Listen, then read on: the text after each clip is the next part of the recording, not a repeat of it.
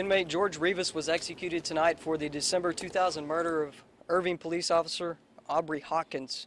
The lethal dose began at 6:12 p.m. and Rivas was pronounced deceased at 6:22 p.m. Rivas did make a last statement. He said, yes, I do. First of all, for the Aubrey Hawkins family, I do apologize for everything that happened.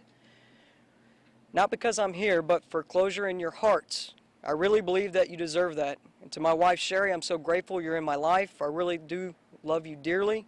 Thank you to my sister and dear friend, Catherine Cox, my son and family, friends and family, I love you dearly. To my friends and to all the guys on death row, you have my courtesy and my respect. Thank you to the people involved and to the courtesy of the officers. I'm grateful for everything in my life.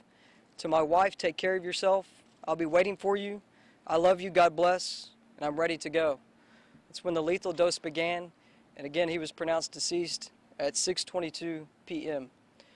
Michael Grachek, who's the Associated Press reporter, is going to be the pool reporter, and he'll make a quick statement, and then he'll be followed by Toby Shook. Okay. Let me just set the scene for you a little bit.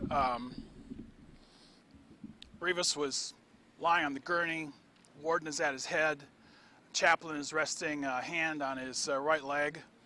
For those of you who may have seen him 10 plus years ago, his blonde hair is now almost very, very dark brown or black, no trace of any of the blonde left.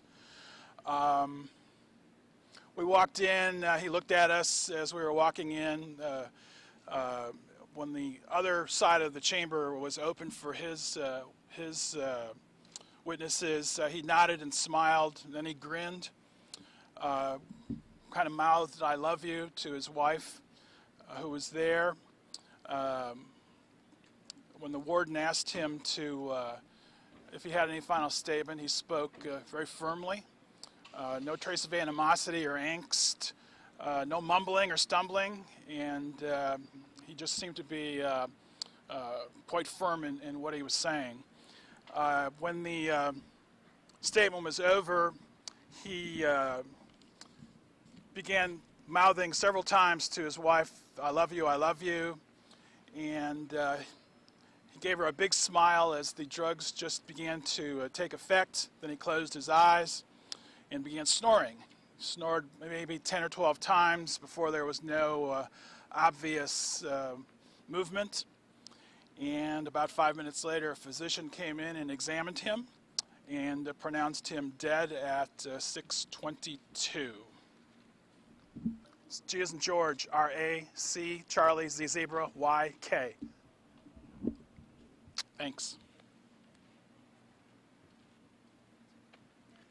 On behalf of Aubrey Hawkins' family, I'd like to make the following statement.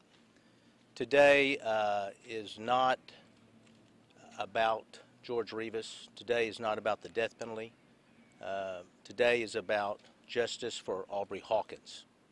Today is about justice for Aubrey Hawkins' family and Aubrey's fellow police officers. And justice was served today. Any?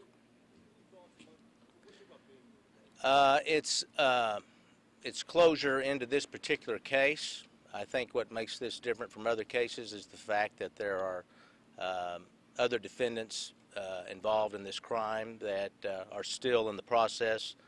So it's not closure for the whole case. Well, from the beginning, obviously, we all thought this was the appropriate type of case that you seek the death penalty in. You don't get worse facts. You have a career criminal, a career violent criminal who brutally killed a police officer. He was serving life sentences in prison. So you get the satisfaction in that this had to be done, the sentence had to be carried out, and this is the final chapter in that prosecution. Oh yes, justice was definitely served today. S-H-O-O-K. I was the prosecutor on the case. I didn't get a chance to know Officer Hawkins very well, but all indications are he was, just as you said, he was a great man, he was a great father, a great husband. He was a very good police officer, and it was a sad day that we lost him. Jeff Spivey, S-P-I-V-E-Y. You're welcome.